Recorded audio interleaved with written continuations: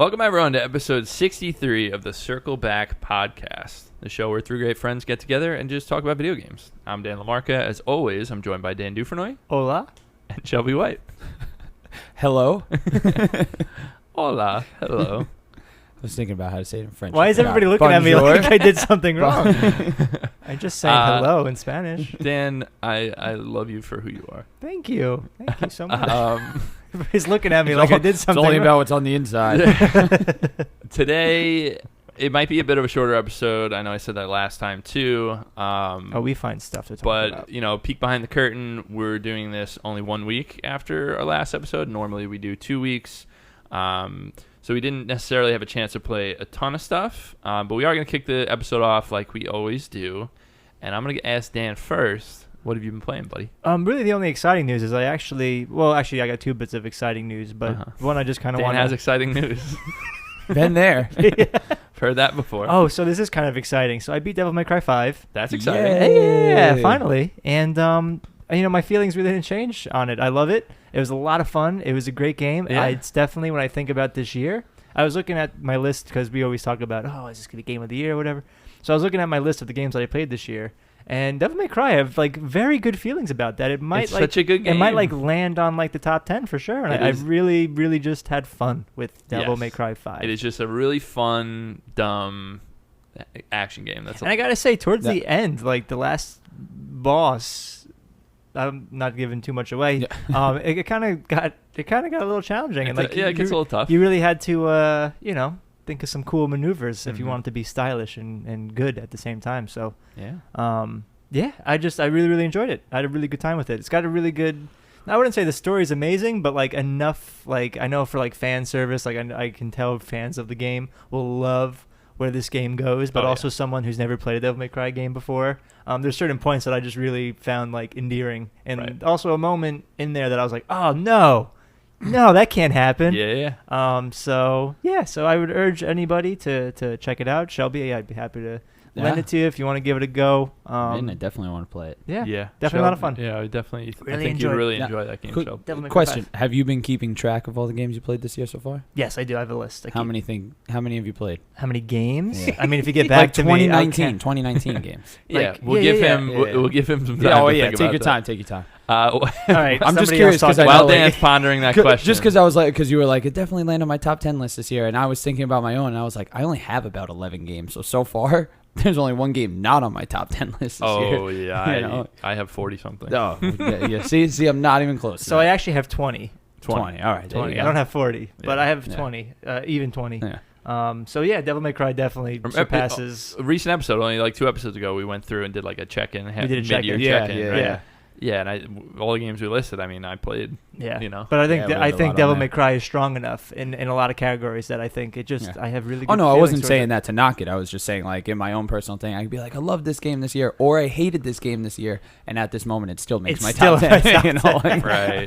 Well, it's gonna be hard, honestly. I was looking at the upcoming releases for the rest of the year. Holy moly, there's some heavy stackers. Real bangers out there. Yeah, some real bangers. Dude, I am hearing such good things about Fire Emblem 3 Houses. Oh, I can't wait. July 26th. That's next Friday. Yeah. Or whenever. So excited. Yeah, whenever. Spoiler. Yeah.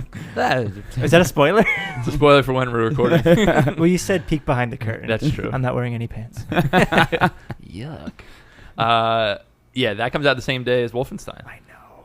Which the new blood. Keep an eye on the YouTube channel if you're interested in Wolfenstein. That's all we're gonna say here. We keep learning stuff about our YouTube channel, Dan. I'm so excited. Every time we come to this, Dan knew about this. Oh, okay. It's news to Shelby. I was gonna say I keep learning stuff about our YouTube channel. I'm so excited. I have it on my calendar. That's how excited I am about Wolfenstein.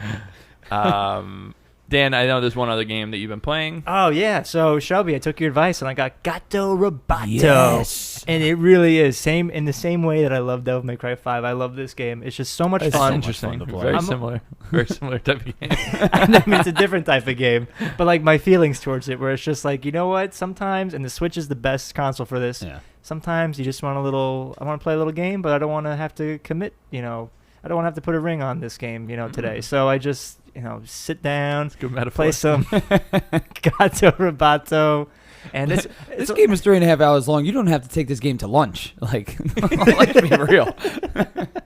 So I'm only an hour in, but I'm having a lot of fun. And you're absolutely right. The comparisons with Metroid. It's a Metroid game with a cat in the mix. It's Metroid with a cat. First 2 seconds, like snap, you're in. Yeah. And the layout, it looks like an old Game Boy game, but it's got the layout of a Metroid game. Enemies look like Have Metroid you found characters. any cassettes yet to I found a change the cassette, colors? yeah. So I got like the dark green lime-ish sort of looking Game one. Boy looking thing. Yeah. Mm-hmm. And it's just a lot of fun. And my favorite part is the dialogue. It's not that it's like Nah, it is what it's it not is. like it's Franz Kafka, but it's but like I love where like the captain that you're with will be asking you like these intricate plans, like, oh, you need to go to the aqueducts and do this, and what do you think? Can you handle this? Meow. The cat's like meow, and he's just like, all right, I don't know if you understood what I just said, but It's amazing. it really is an awesome game.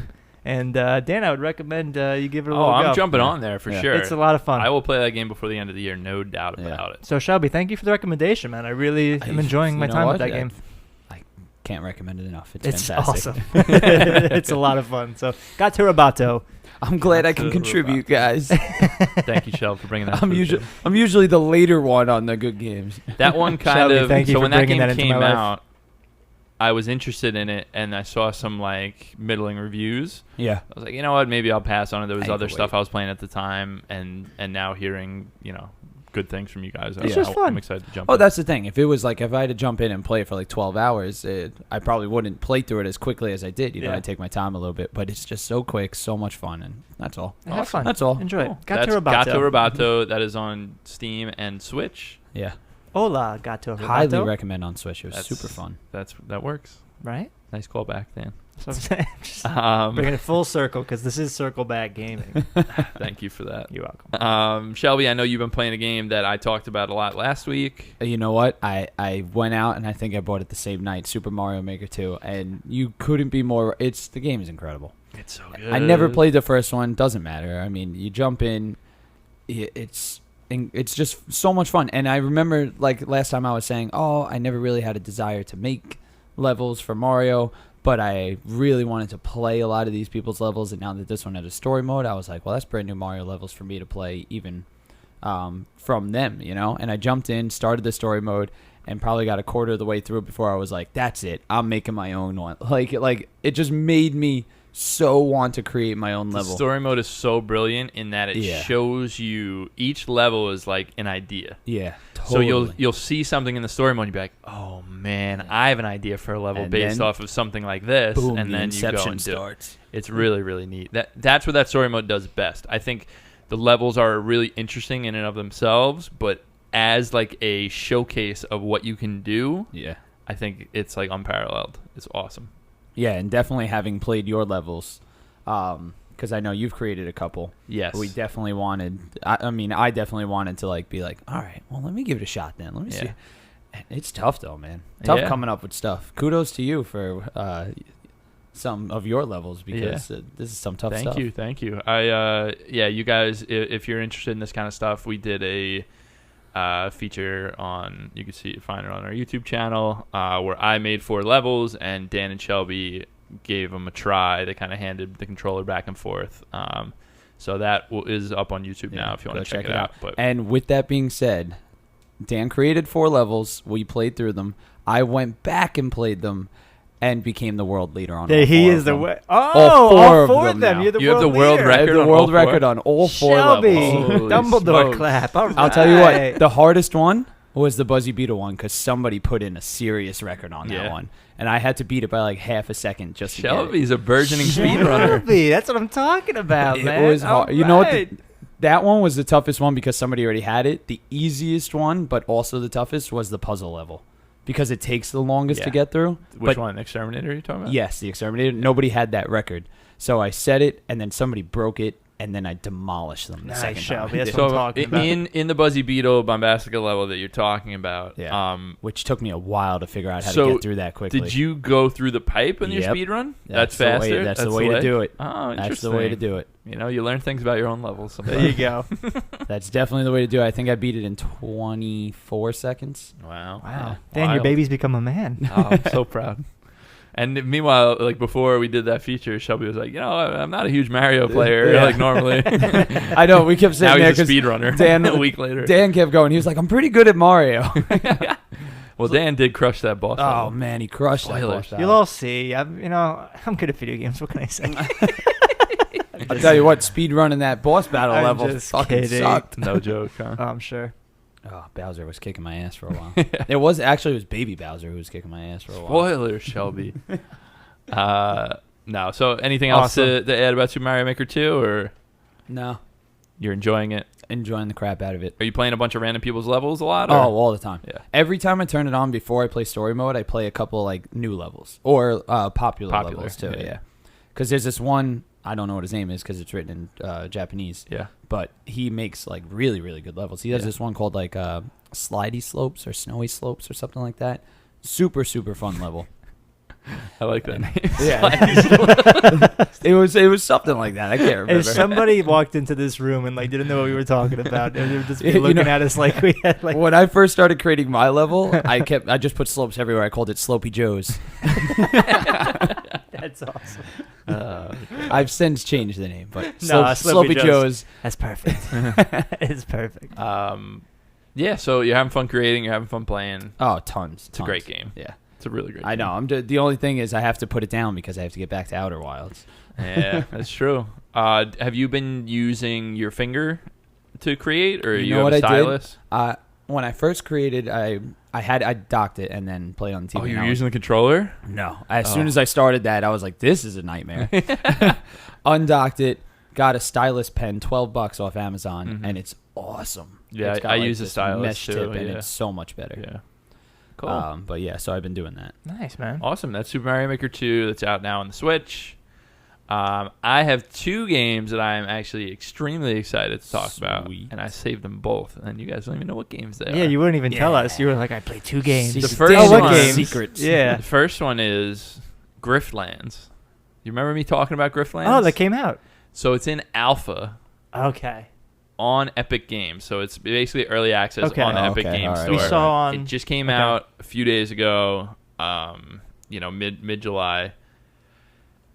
There's a lot to talk about with this game, but I'll say, so this is the game from Clay, the guys that made Invisible Ink, Don't Starve, Mark of the Ninja. They make amazing games. So I remember I was talking about this game like years ago because I saw it. I saw the art style of it. It was by Clay. It was a turn-based game. I was like, I am so in on all this stuff. Like, I'm very excited to get into it. Came out, and they changed it a lot since they first showed it. They kind of went dark, and nobody heard anything. People were like, is this game canceled? We don't know what's going on. And then recently they resurfaced it and said they're coming to early access on Epic Games Store. So I got it. It's $15 right now to get in. I'm assuming when the game's finished, you just own it, that sort of thing. The first thing I'll say about this game is there are a lot of comparisons to be made to Pyre. Okay. All good things. I was going to say, is that a good thing? Yes, but the reason that those comparisons are so readily available is it's a highly styled, like beautiful, like comic book drawn style, but you're kind of in between doing the two forms of quote unquote combat. You're talking to a character one-on-one, and both characters pop up on the portraits, like on either side of the screen, and you're kind of like clicking through the dialogue and learning a bit about the characters. It has the thing where a word will pop up and you can hover your mouse over it and it'll give you a definition of that word because it's in this fantasy, like it's like Mad Max but more sci-fi. Okay. Right? So it's got like a lot of like augmented people like with prosthetics and stuff like that. Cool. But it's kind of like a wasteland sort of feel. But you're meeting these different characters and they all have factions that they're attached to, right? And so the shtick of the game, like as a whole, is your interactions with people, whether it be through missions, through combat, through negotiation, which is the other form of gameplay that I'll explain. Your interactions with these people affect your personal relationship with them. Okay. And the way that it does this is so fucking cool. Like, this is one of the most unique games I've ever played. It's totally its own thing. It obviously borrows a lot of things from other stuff, but the way it comes together, it's totally unique. Where it's a roguelike. So each time you play, each time you die or something happens where you have to restart, you reset, and all the characters are doing different things. So there's like a cast of, let's say, I'm using a totally random number, 50 characters in the game. So you might play through the game once, get to day 2 or 3 or whatever, and die. And the person that was like your right-hand man throughout that whole game, all of a sudden he's antagonistic towards you in the next game and in a totally different area, doing totally different stuff. Like, the only thing that stays consistent is the characters are themselves, and their faction that they're tied to remains the same. Because it's important, because like there's this like cop faction, basically. It's like I forget what they're called, but they're the space cops pretty much. And that character will always be a space cop because they're written that way. That's who they are, whatever, right?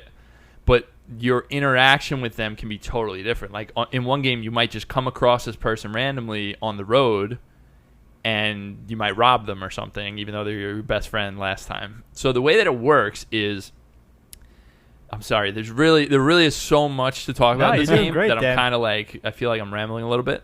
But there's an overworld map, very much like Pyre, where it's like a hand-drawn, big, you're way out from the map, and where you're going to go, there are little nodes that indicate of what you want to do, right? When you click on, so it kind of starts, you're in this tavern that your friend runs, it's your first time back in years, like you were sold to a slaver or something, and it's your first time back in town, and you want to kill the person that sold you to that slaver. That's like the baseline, that's the opening to the story. So you're in this tavern with your old friend who owns the tavern, and she's basically like, hey, I got some work for you while we figure out what you're going to do with this bad girl, Cassio, that you want to take down. So it's like, she's like, all right, here are 3 different jobs for you. You can like click through and like, learn about the characters and stuff. But when you get to that overworld map, there are 3 nodes on the, on the map that you can click on to go talk to a person. And it'll say on that thing, it'll say your rewards for doing it. And it'll say like if it's a negotiation mission or a combat mission. And it could say negotiate and combat.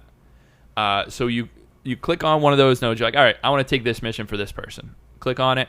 Your person like travels through the world like pretty quickly down the roads, and there's a chance that a random thing happens on your way there. So you won't see a node. It's not like Slay the Spire where you're branching off, but sometimes it'll just stop you on the road and something will happen. And that could be, hey, you're attacked by these dog-like creatures, right? And now here's an example. I haven't even gotten into any of the main gameplay yet, but an example of what makes that interesting is one time I fought these 2 dogs and nothing happened after. I just took them down and moved on and whatever, gained experience, gained cards, whatever. Another time I came across the 2 pups that looked like the same thing, but after the battle, a thing popped up that said like one of the dogs is like stuck in the mud, hurt. Like, do you want to save it or put it out of its misery or whatever? If you save it, it joins your party. Wow. And now you have a pet that like helps you in fights. And when I get into the combat, this will make sense, but he actually hurts you in negotiations because he's an untrained wild animal, and you're trying to negotiate, and people are like, oh my God, look at that. This guy, like, put a leash on that thing, I think they say, which is pretty funny. Right off the bat, I'll say all the writing I've experienced so far is like absolutely top notch. The humor's great. The writing itself, the interpersonal relationships, some of the boss battles are incredible that I've seen so far. It is early access, so my only qualm with the game is that I come across similar things multiple times. So they're in different orders, and the characters are doing different things at the time, but I've come across a similar event or, a similar set of characters in one area, like that sort of thing. Which, I mean, again, not much of a complaint. Now let me dive into what makes this game really cool, the gameplay, right? There's 2 different gameplay types, combat and negotiation, like I said. The combat, so both of them are card-based, similar Slay the Spire type of deal, right? Is it run-based as well? Yeah, I said it's roguelike. So, yeah. What you're doing is you start with a pre-made deck of combat cards. Pretty basic, just like Slay the Spire. You start with basic cards. Every time you complete a combat encounter, you gain a card. Gotcha. Also, your cards, this is an interesting thing that they do. Your cards have an experience meter on them. So you don't gain experience yourself, but your cards do. So every time you use one in battle, your card gets 1 pip of experience. Okay. And it shows there are like 8 pips to fill up, and then you upgrade the card. Cool. When you upgrade the card, it gives you a choice of 2. So it'll be like, this lowers the damage by 1, but it activates twice. This, same exact card, but it pierces through armor. Which one do you pick? You pick it. That's now upgraded in your inventory. Now, the combat itself is you and your party versus a group of enemies, right? So it's possible you don't have any party members, but sometimes, like on a mission, the person that's giving you the mission will come with you. Sometimes you can just make friends with somebody, and they'll help you out if you want, like stuff like that. Or find a dog. Yeah, find a dog or two. Find a dog, there you go. In one of my games, it was me and 2 dogs, and we were just roaming around, and there was a random thing where I could train one of my dogs that now gives me a bonus in negotiation instead of a detriment. Oh, awesome. So the combat, like I said, it's basically just, hey, here's your amount of mana. Anyone that's played any sort of card-based battle system, you're going to see this, SteamWorld Quest, Slay the Spire, right. Anything like that. This is familiar to you. You have 3 action points. Each card has 0, 1, or 2. You use them. You do damage. You can defend yourself. It's a push-pull between whether you want to defend or attack, that sort of thing. And card upgrades carry over through games? No. No, okay. Yeah. So everything resets? That's the roguelike. Your deck resets. The characters around you and your relationships with them reset, everything like that. Okay, cool. The thing that's really interesting is the negotiation. Now, this is one of the more unique things I've seen in a game, and it's so amazing and so fucking cool. I love it. It basically, so the high level concept of this thing is, if you had like a D&D campaign made, like they did such a good job of making something that feels like a tabletop game into a video game. So the negotiation is each character, so it literally pops up like 2 different people, portraits, one on either side, and you have a core argument, which is basically your HP. So this guy has a core argument that has 10 hit points. Mine is a core argument of 30 or something, right? Now your cards, your negotiation cards, can do a range of things. You can have an argument card that adds an argument to your... So it's basically a spinning wheel like this. It's just for aesthetics.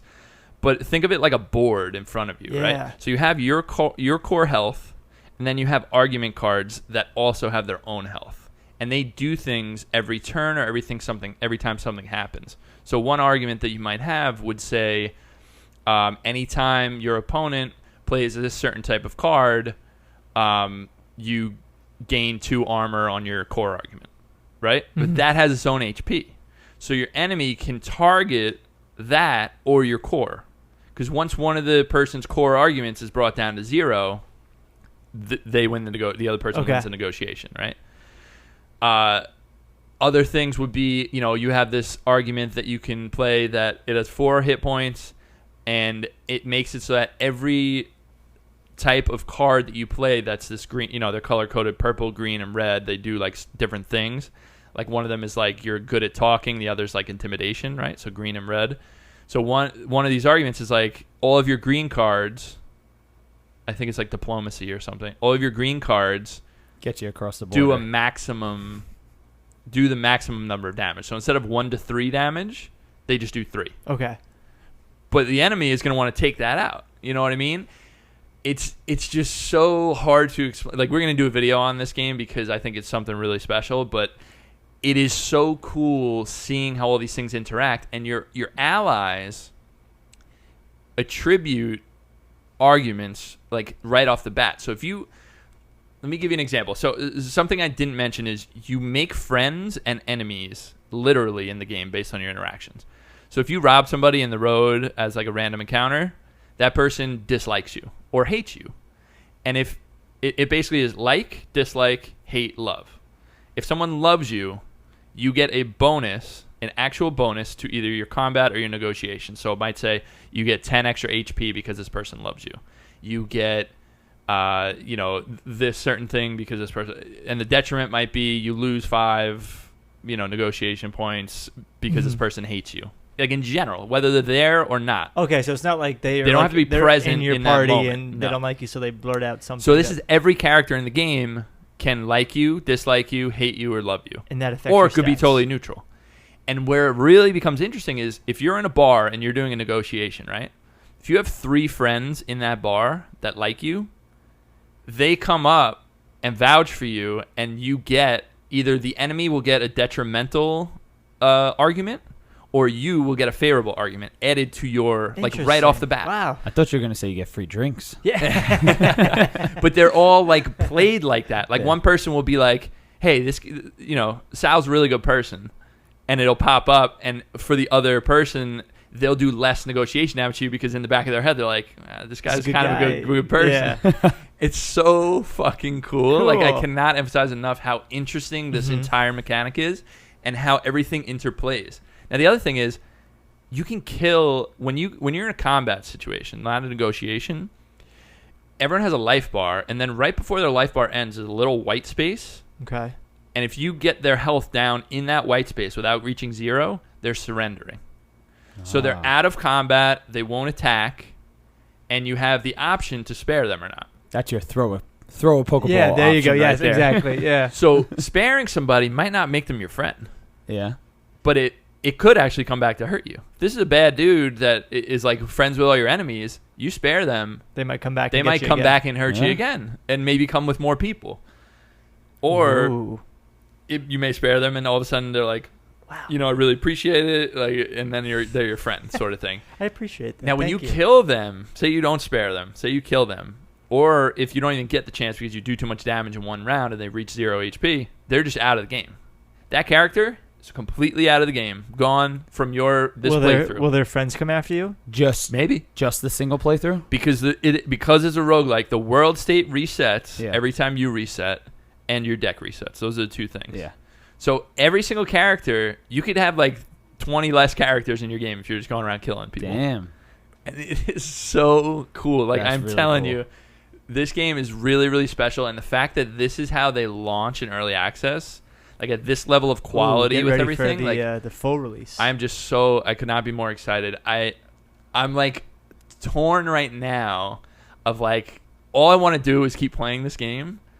But I'm like, I don't like. I want to play this game when it's fully out and it has all these different things because, like I said, you see, they kind of have a game built that's like,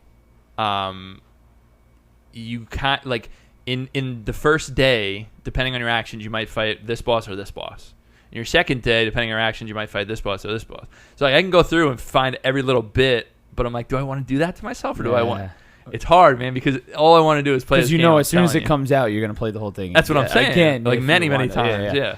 So I don't want to kind of ruin it myself now when it's not feature complete. what's its?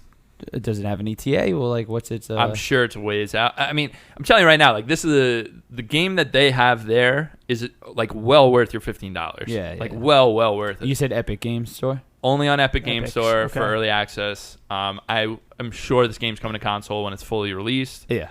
Hopefully. But there's no. But if you have a PC, I don't think this thing takes a lot to run on. So if you even have a laptop that's decent, like, play this game because it's $15. Can't beat that. Griftland, right? Griftlands. Griftlands. Griff with a Y or an I? I. Grift. Grift. Oh, Grift. I thought you said Griff. Like grifters. Like half of Gryffindor. No. Last thing I'll say about Griftlands before we wrap that portion up, the progression, every roguelike needs a overarching progression, right? This system's really cool. Based on how your run goes, there's one main experience bar, and then there's a bunch of like empty card packs. So when you get one full experience bar, you unlock these 6 or 8 cards or whatever that get into the random mix that you can find. Same thing with the next one, and the next one, you're just getting more and more. There are 2 silhouettes so you play this main story as this girl, Sal. There are 2 more silhouettes, like there are 2 other stories, which is so interesting because I don't know if these are just people that I've already seen that now you get to play from their perspective. That would be Like, it looks like it, sweet. based on some of the silhouettes I'm seeing and some of the people I know. But you don't know yet. No. Okay. I'm very excited about this game because it is something really, really special so and really awesome. unique. Like after this podcast, I'm just gonna show you guys for 10 minutes just to show When you. you said Sal before too, I thought you just made up a random name. And no, her name's Sal. So it's pretty fun. I know they're completely different, obviously, based on the way you explained it. But the first time you said combat or negotiation, it just reminded me of Undertale, where it's just like fighting or complimenting or whatever it was. The funny thing that you say about that, the reason that's interesting that you bring that up is because a lot of the interactions, you choose how they come. So, like, you come across somebody, say you're on a mission where you have to convince, like, someone pulled out of a deal to buy stolen goods or something. The person who now has the stolen goods that was trying to sell them is like, I can't sell these to anyone else. This guy needs to buy them. Can you go convince him to buy them? I can go there and beat the shit out of him and convince him. Or I can go there and negotiate with him and convince him. Or I can say, I'm going to buy them.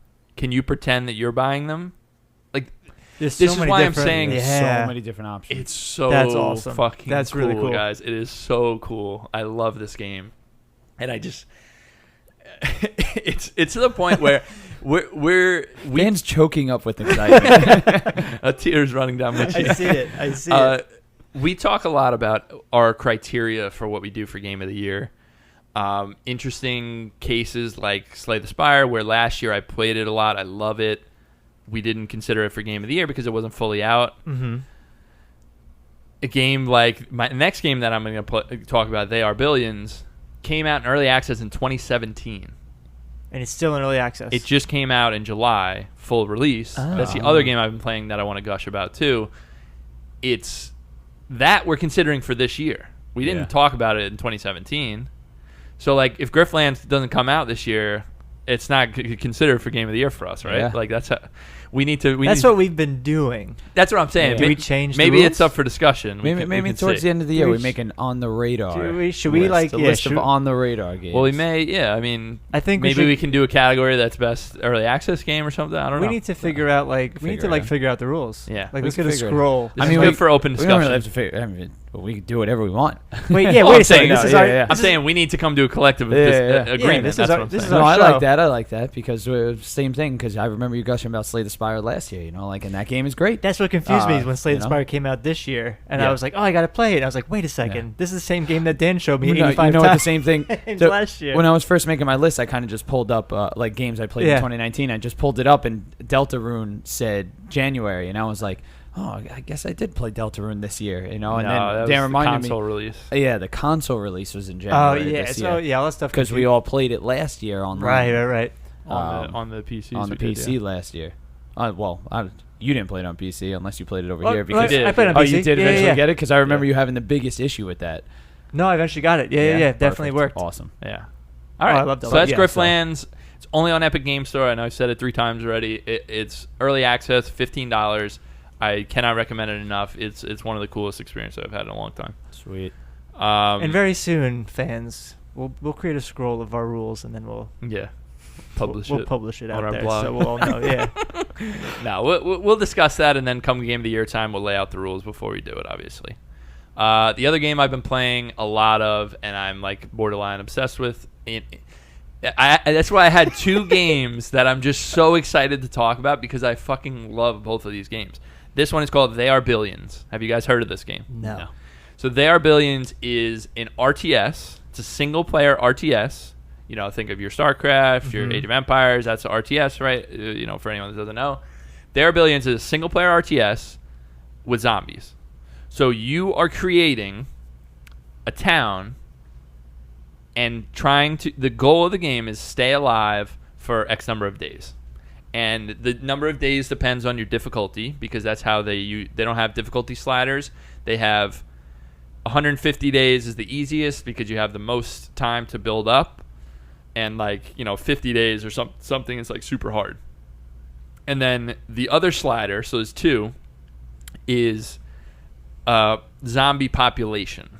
Okay. So it's like very few, some, many, a ton, right? Whatever. And both of those, the thing that they do is they change your score, basically. So it doesn't really matter, but the only thing that matters is there are different maps to unlock, and you unlock them by surviving your set number of days with a score. The first one is like you need a 20% score modifier or more.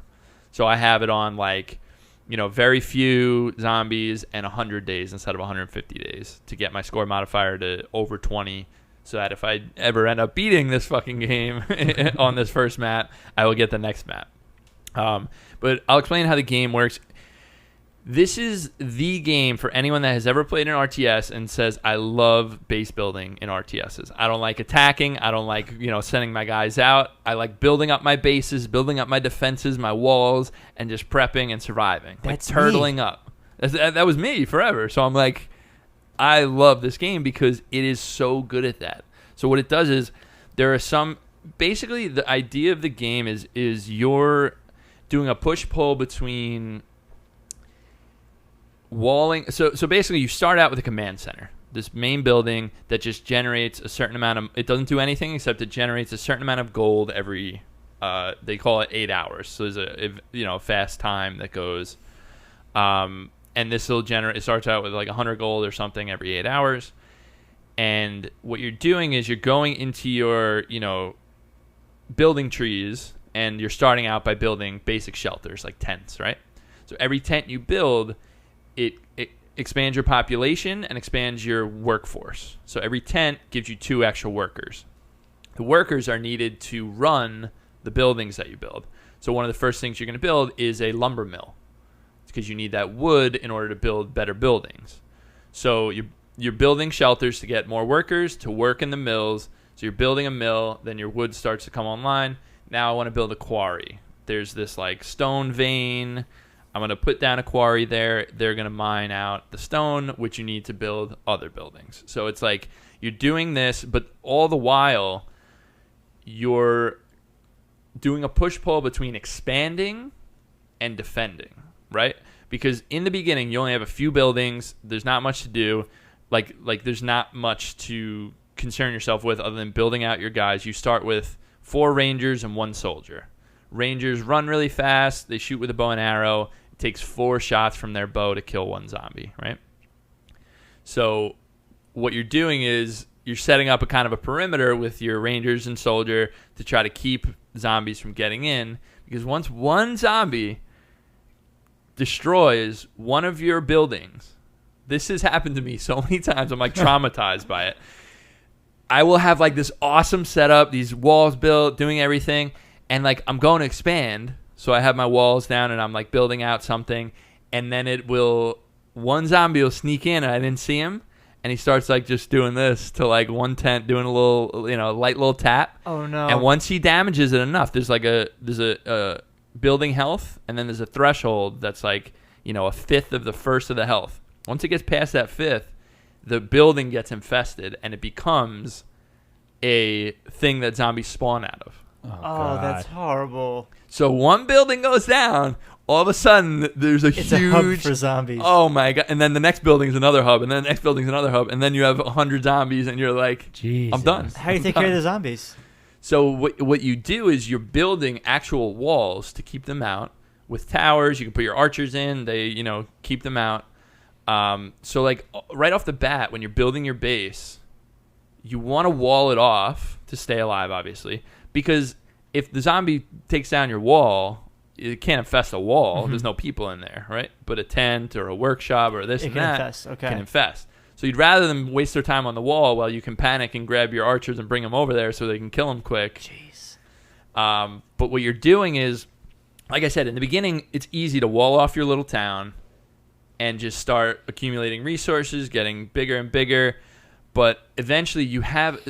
So it's resource management, right? So like you have a certain number of workers. Now you need more wood, so I'm going to build more sawmills. Now I have no workers, so I need to build more houses. So you need to expand. So your town is going to get big and full, and then you're like, all right, there's some ore over there. I'm low on stone. Let me, start building out a little bit, bring out some defenses, put up a wall, and then every 8 to 10 days, in-game days, a zombie horde comes. And the horde, so basically on the map, like one zombie might come in, like walk his way in, your archer will kill him easily. One zombie might meander over. Usually they're just kind of doing their own, they're kind of like just standing there like mindless husks, right? When a horde comes, they're out to attack. and they will say, it'll be like, alert, a zombie horde is spotted in the north.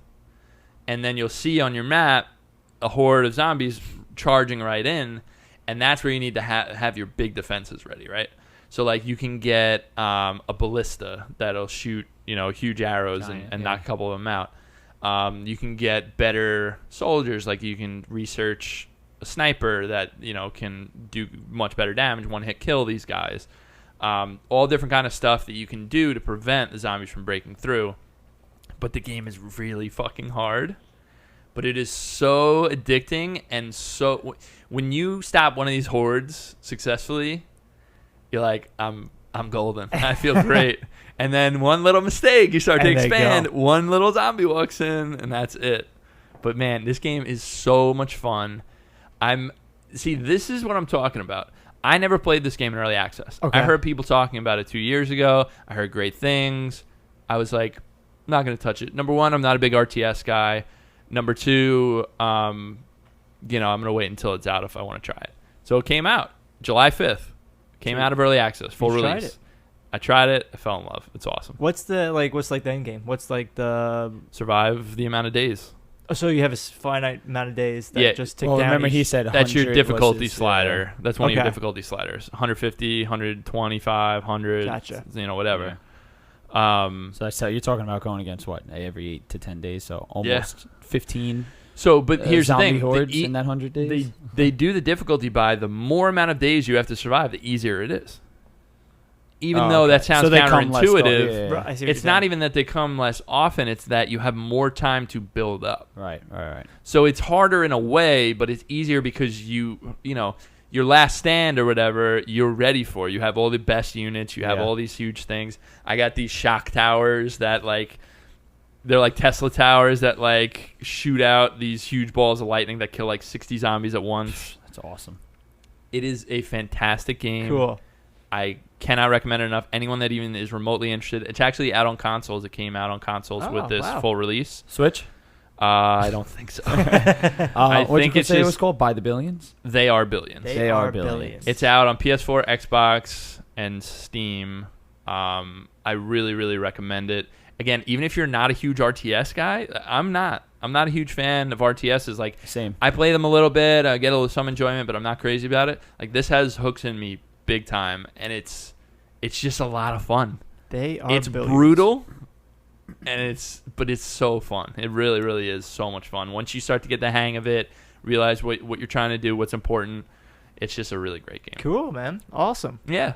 So those are my two bangers I got to share for you guys. That was like 2 home runs right there. Yeah, they're both excellent. All right. That's it for what we've been playing. We have 3 quick news hits here. First one I have on the list is a story that gets me pretty angry. Nintendo is being Nintendo, and they pulled a level from this creator called Grand Pooh Bear. That's what he goes by on Twitch and stuff. He's basically a Mario speedrunner normally.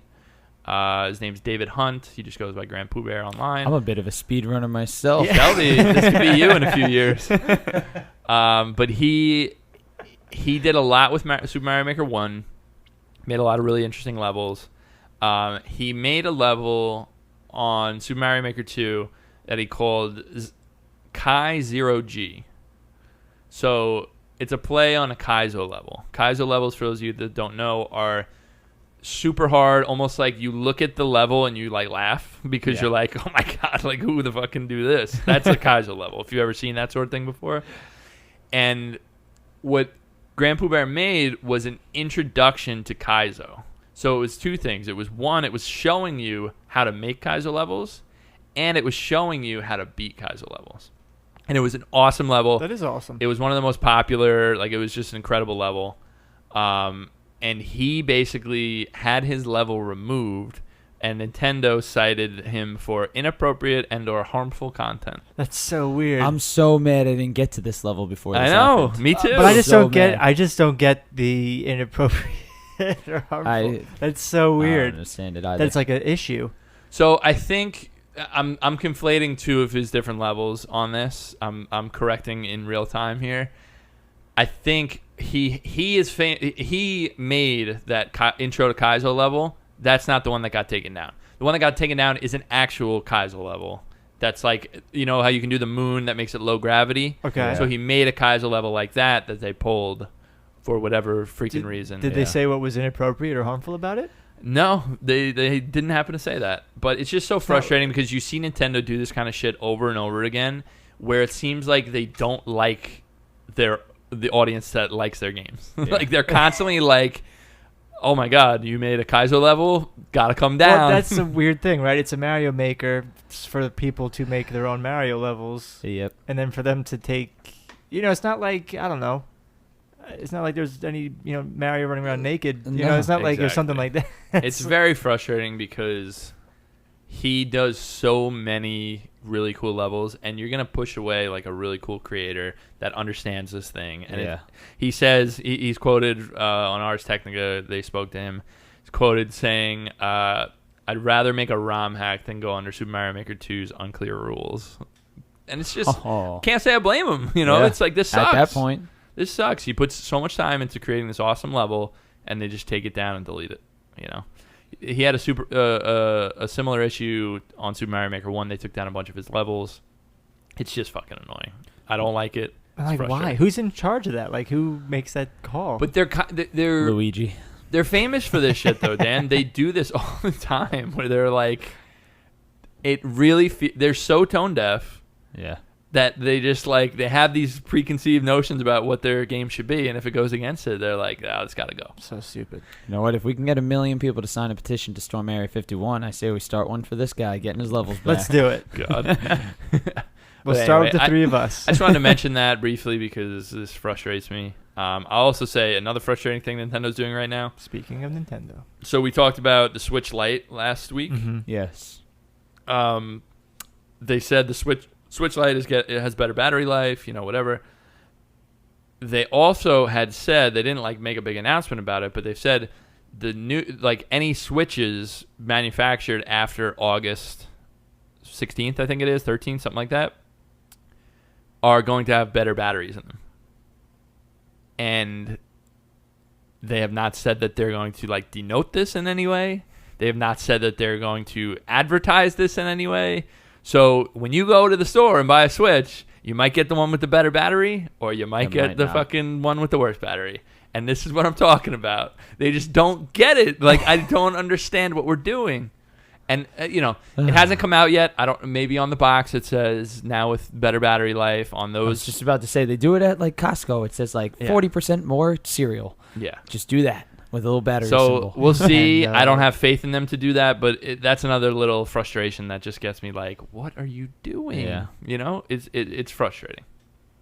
Something that's not frustrating, something that's exciting to me is Plants vs. Zombies 3 was announced. Very nice. No release date, but they said it will be free to play. Plants vs. Zombies 2 was free to play.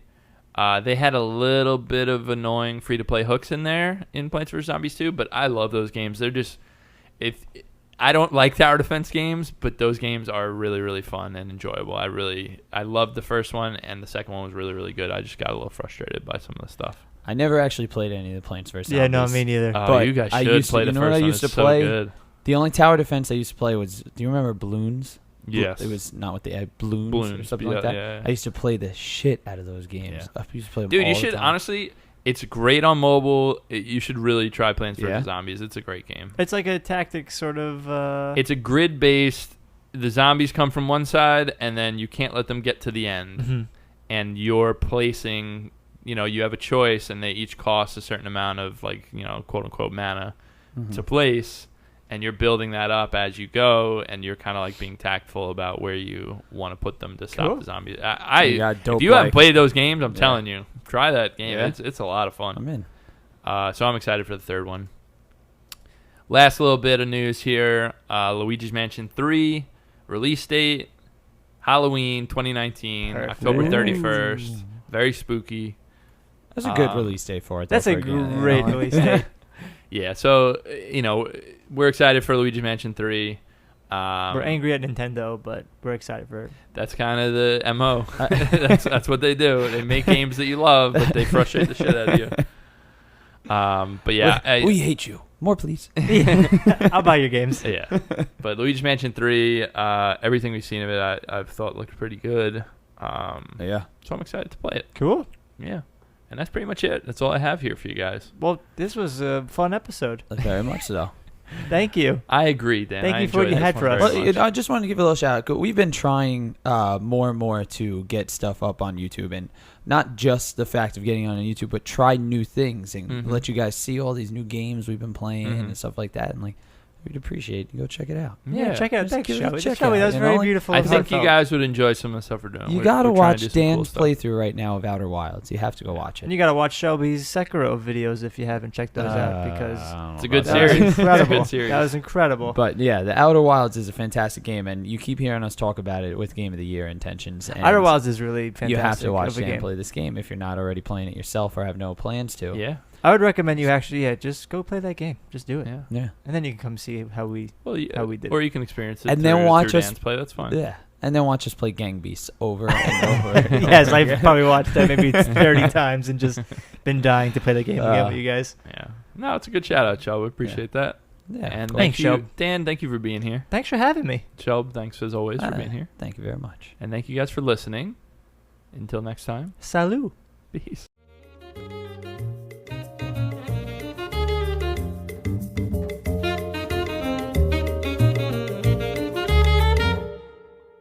Hey everyone, thanks so much for watching and or listening. Just here to remind you that you can find us by searching for Circle Back Podcast or Circle Back Gaming on any of these podcast services: Anchor, iTunes, Google Podcasts, Spotify, Breaker, Pocket Casts, Radio Public, or Stitcher. By God, I'm out of breath because of all these podcast services, but you can find us anywhere there. Also, you can find our video version on YouTube by searching Circle Back Podcast or Circle Back Gaming, and the rest of the videos we do. Thanks, guys.